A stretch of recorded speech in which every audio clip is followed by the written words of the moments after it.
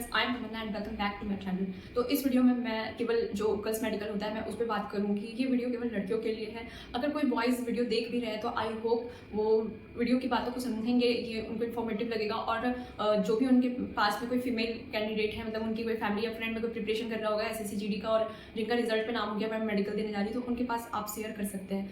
आपके बहुत सारे कमेंट भी आ रहे थे गाइस कि गर्ल्स मेडिकल पे वीडियो बनाओ स्पेशल, और दीदी बताओ कि स्टेप बाय स्टेप मेडिकल कैसे होता है मेडिकल सेंटर पे, और प्राइवेट पार्ट टेस्ट कैसे होते हैं। तो इस वीडियो में आपको सब कुछ मिलने वाला है। आपको मैं स्टेप बाय स्टेप में अपना एक्सपीरियंस शेयर करने वाली हूँ कि मैं सबसे पहले जब मेडिकल सेंटर पहुंची थी तो कैसे कैसे क्या क्या हुआ था। है इस बार तो आपका फिजिकल, मेडिकल और डॉक्यूमेंट वेरिफिकेशन सब कुछ एक साथ होने वाला है, तो आप इस वीडियो को पूरा देखें। हालांकि मैंने 2 वीडियो और भी बनाया हुआ है मेडिकल पे, एक डिटेन मेडिकल है और एक गर्ल्स मेडिकल है। ये दोनों वीडियो भी जरूर देखें। इस वीडियो को देखने के बाद ये दोनों वीडियो का जो है लिंक डिस्क्रिप्शन में है, वहाँ पे आप जाके जरूर देखें। आपको मेडिकल का पूरा आइडिया हो जाएगा जिससे आप मेडिकल में अच्छा परफॉर्मेंस। गाइस, मेरा जो मेडिकल है वो ITPP कैंप रांची में हुआ था और रिपोर्टिंग को 7 बजे का था, पर मैं पहुंच गई थी वहाँ पे 6 बजे। और उसके बाद फिर इंटर हुआ, 7 बजे से एंट्रिंग स्टार्ट हुई। वहाँ पे बायोमेट्रिक स्टार्टिंग में हो रहा था मेडिकल के टाइम पे, सबसे स्टार्टिंग में ही बायोमेट्रिक हुआ था, मतलब आपके आधार कार्ड से फिंगरप्रिंट मैच करवाते हैं वैसा, ठीक है। एंट्री होते ही मेरा ऐसा हुआ था। उसके बाद हमें डॉक्यूमेंट वेरिफिकेशन के लिए ले जाया गया, पर इस बार आपका सबसे पहले बायोमेट्रिक होने के बाद सबसे पहले आपका हाइट मेजर होगा, उसके बाद फिर फिजिकल होगी और फिजिकल के बाद डॉक्यूमेंट वेरिफिकेशन होगा। फिर जैसे ही डॉक्यूमेंट वेरिफिकेशन हुआ, लगभग 30 to 40 गर्ल्स का डॉक्यूमेंट वेरिफिकेशन हुआ, तो हमें बस से बिठा करके कोई कैंपस से बाहर हॉस्पिटल ले जाया गया। वहाँ पे हमारे ब्लड टेस्ट हुए और यूरिन टेस्ट हुई। गैस, यहाँ पे आपको ध्यान देना है कि जब तक यूरिन टेस्ट ना हो तब तक आपको बहुत पानी पीना है और कुछ मतलब अवॉइड करना कुछ खाने से, ठीक है। सिर्फ पानी पीना बहुत बहुत बहुत, ताकि यूरिन में आपका कोई डिफेक्ट ना है, प्रॉब्लम ना है, ठीक है। ब्लड टेस्ट से पता चलता है आपका शुगर, हीमोग्लोबिन, ये सब टेस्ट होता है। और फिर तो ब्लड और यूरिन टेस्ट होने के बाद हमारी अपर बॉडी की एक्सरे हुई। उसके बाद हमें ये 3 टेस्ट हॉस्पिटल में होने के बाद हमें वापस से कैंपस ले जाया गया, और ये सारा प्रोसेस होने में पूरा शाम का समय हो चुका था। और हम शाम को जब कैंपस पहुंचे तो हमें एक रूम में, जहाँ पे डॉक्टर मैम बैठी हुई थी जो हमारा मेडिकल करेगी, उस रूम में लगभग 20 से 30 लड़कियों को एक साथ एंटर कराया गया और एक साथ मेडिकल हुआ, हम 20 लड़कियों का। तो मेडिकल में सबसे पहले, और गाइस हाँ, मेडिकल का जो रूम का बात करें तो उसमें प्राइवेसी का बहुत अच्छा ख्याल रखा गया था। पूरे विंडो में पेपर से कवर किया गया था और डोर भी लॉक रहते थे, तो जिसके कारण बहुत घुटन भी हो रही थी और मेरा तो बहुत ज़्यादा ब्लड प्रेशर लो भी हो गया था। तो गाइस, अपने पास कुछ फ्रूट्स रखें ताकि आपका जब ब्लड टेस्ट और यूरिन टेस्ट हो जाए तो आप कुछ खा सको। भूख बहुत लगेंगे क्योंकि अब यहाँ से मेनली जो मेडिकल प्रोसेस होता है, जो उस रूम में एंटर होने के बाद होता है, वो एक्सपीरियंस शेयर करने जा रही हूँ। तो वीडियो को ध्यान से सुनना ताकि आपको आइडिया हो जाए, और कुछ कुछ मैं बातें बताऊंगी जिसको आपको ध्यान रखना है और पहले ही करवा के जाना है ताकि आपको मेडिकल में प्रॉब्लम ना हो। तो सबसे पहले एंटर होते ही आपका वेट चेक होता है, और आपको वेट के लिए टेंशन नहीं लेना है कि आपका ओवर वेट है या तो अंडर वेट है, तो आप टेंशन ले कि मैं आउट हो जाऊंगी। ऐसा बहुत कम होता है कि वेट के कारण रिजेक्ट किया जाए। मैं बहुत मतलब पहले से ही बोलते आ रही हूँ और अभी भी बोल रही हूँ, आपको टेंशन नहीं लेना है। उसके बाद आपके कमर की मेजरमेंट होती है, इसके पीछे क्या रीज़न है ये मेरे को नहीं मालूम। उसके बाद फिर आपके पल्स चेक होते हैं और ब्लड प्रेशर चेक होता है। ब्लड प्रेशर मेरा तो बहुत लो हो गया था, तो मेरी डॉक्टर मैम अच्छे होने के कारण वो मेरे को बाहर भेजी और फ्रूट्स और पानी पीने के लिए, फ्रूट्स खाने के लिए और पानी पीने के लिए बोला। तो मैं ये करके गई, तो वापस से मेरा थोड़ा नॉर्मल, क्योंकि डर भी लगता है ना आपको, उस टाइम आपको डर भी लगता होगा, और प्लस पूरा रूम पैक होने के बाद घुटन भी होती है, तो ये सारा रीज़न रहता है BP में प्रॉब्लम होने का। तो ये वो भी समझते हैं। तो इतना हो गया। और यहाँ पे एक क्वेश्चन और करेंगे कि आपका जो पीरियड्स है, मेंस्ट्रुएशन साइकिल जो है वो कब आया था लास्ट टाइम, ठीक है। तो आपको अपने हिसाब से डेट बता देना है आपका जब भी आया हो। बहुत सारे कमेंट में है कि मैम मेरा मेंस्ट्रुअल जो है वो टाइम पे नहीं आता, तो मैं क्या करूँगी। वहाँ पे आपको जाके सच सच नहीं बता देना है कि मैम मेरा नहीं आता है। आपको कोई भी डेट चूज करके आपको अपना वहाँ पे बता देना है नॉर्मल सा। उसके बाद 1 by 1 करके सबके आइज टेस्ट, नोज टेस्ट वगैरह होंगे। तो आइज टेस्ट में क्या क्या एक्टिविटी करवाते हैं वो मैं बताती हूँ।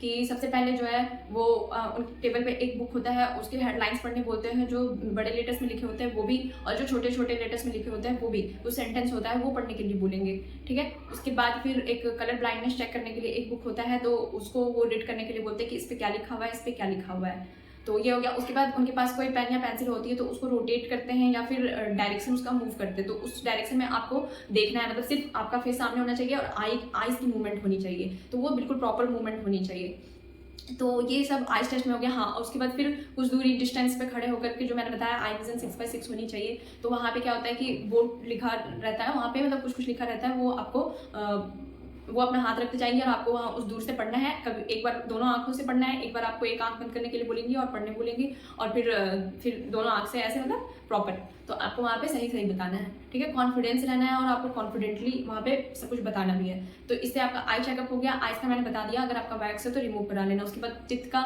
मतलब माउथ का है, तो आपको 28 दांत होने चाहिए और थोड़े साफ सुथरे करके जाना। थोड़ी थोड़ी कैविटी है तो चलेगी, लेकिन ज़्यादा अगर कैविटी है तो दिक्कत आ सकती है। और प्लीज़ माउथ को थोड़ा फ्रेश करके ही रखना। अभी से आप डेली 2 टाइम ब्रश करो ताकि आपके माउथ से फ्रेशनेस वहाँ पे आए, डॉक्टर को भी कंफर्टेबल फील होना चाहिए वहाँ पे, ठीक है। उसके बाद क्या होता है, बॉडी चेकअप होता है। तो बॉडी चेकअप में क्या होगा कि पहले आपका हैंड चेक करेंगे। तो ये शोल्डर जो है वो एक सीधे में होना चाहिए, ठीक है, एक ऊपर और नीचे नहीं होना चाहिए ऐसा। फिर एल्बो भी चेक करते हैं, यहाँ पे ये सटा नहीं होना चाहिए। उसके बाद हाथों से पसीने नहीं आना चाहिए, हाथों में कंपन नहीं होना चाहिए, तो वो पूरा चेक करते हैं। उसके बाद फिर नॉक नहीं चेक करते, फ्लैट फुट चेक करते हैं। और फिर आपके बॉडी में जो भी विजिबल पार्ट है, अगर आपका टैटू है तो वो बिल्कुल नहीं चलेगा, अगर टैटू है तो रिमूव कर लो। बाकी ट्रेडिशनल जैसे महाराष्ट्र में यहाँ पे टैटू करवाते, तो मेरे ट्रेनिंग के टाइम पे लड़कियाँ थी महाराष्ट्र की, उनका बहुत लोगों का था, तो मे भी चलता है।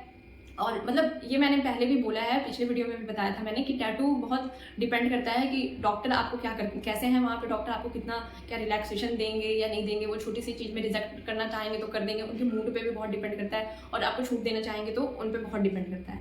तो आपको लेकिन फिर भी अगर टैटू विजिबल बॉडी पे है जो एकदम ट्रेडिशनल नहीं है और पुराना नहीं है तो आप रिमूव करा लें।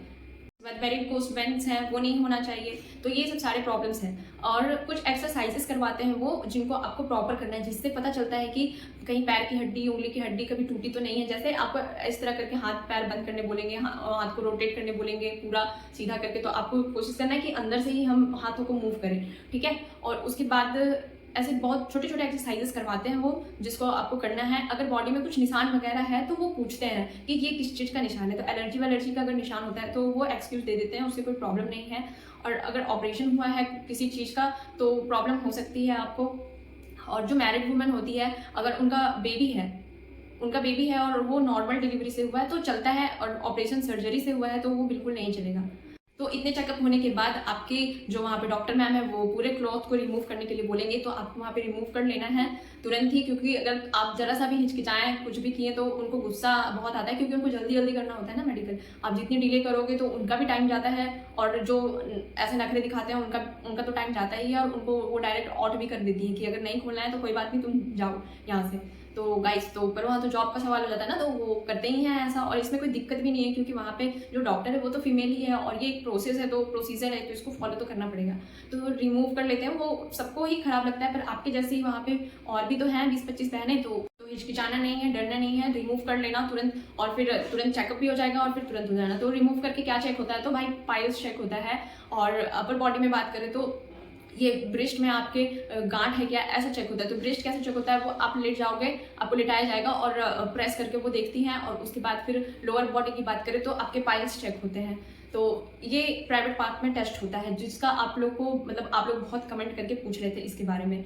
तो आई होप गाइज आपको ये वीडियो समझ में आया होगा कि तो गाइज आपको ध्यान रखना है, जितनी भी ये गर्ल्स मेरी वीडियो देख रही हो और आप मेडिकल देने जा रही हो, तो मेरे एक बात का ध्यान रखना कि आपका जो बॉडी में हेयरी पार्ट्स है तो वो हेयर्स को रिमूव करके जाना, हाइजीन को मेंटेन रखना है, ताकि डॉक्टर को कंफर्टेबल फील हो, उनको कुछ खराब ना लगे, ऑकवर्ड ना लगे। तो ऐसा मेंटेन करके जाना है। जो अंडर गारमेंट्स है वो साफ सुथरा पहनना है, और जो आपके कपड़े हैं, जो आप जिस कपड़े पे मेडिकल देने जाओगे वो भी कंफर्टेबल पहन के जाना, आपके कंफर्टेबल के लिए। एक लोअर और टी शर्ट पहन के जाना, ठीक है। क्योंकि ये मेरे को कमेंट में पूछे थे कि मैं मेडिकल और फिजिकल देने जाऊँ तो क्या पहन के जाऊँ, तो ऑब्वियस लोअर और टी शर्ट पहन के जाना, कंफर्टेबल होना चाहिए बस। ऐसा नहीं कि आप जीन्स पहन के चले जाओ, तो जीन्स में तो ऑब्वियस रनिंग नहीं होती है, और आपका एक साथ होना है फिजिकल, मेडिकल और डॉक्यूमेंट वेरिफिकेशन, तो 1-2 सेट तो कपड़े लेकर के जाएं। तो जब ये मेरा मेडिकल हो गया उसके बाद फिर हमें बाहर ले जाएगा, और अगले दिन फिर 5 बजे का, कुछ 4 से 5 बजे का समय दिया गया कि हमें वापस से आना है, हमें रिजल्ट मिलने वाला है। तो हम गए, तो वहाँ पे बस रिजल्ट सुनाया जाता है कि हाँ किनका मेडिकल हुआ और किनका नहीं हुआ। हमें सुनाया गया था, तो उस टाइम मुझे दूसरे दिन पता चला कि हाँ मेरा मेडिकल हो गया है। उसके बाद फिर तो उसके 10-15 दिन के बाद लगभग मेरिट लिस्ट आ गई थी। तो वहाँ से मेरिट लिस्ट में आपको पता चलता है कि आपका सिलेक्शन हुआ है या नहीं हुआ है, और आपको कौन सी फोर्स मिली है। तो गाइस आपका भी अब कुछ ही दिनों में सिलेक्शन होने वाला है, आप भी ट्रेनिंग के लिए जाओगे। तो मेरे को गाइस जब भी आपका मेडिकल हो जाएगा और आपको रिजल्ट पता चल जाएगा तो मेरे को कमेंट जरूर करना कि मैम मेरा मेडिकल हो गया है, और मेरिट लिस्ट में तो नाम आ ही जाएगा गाइस।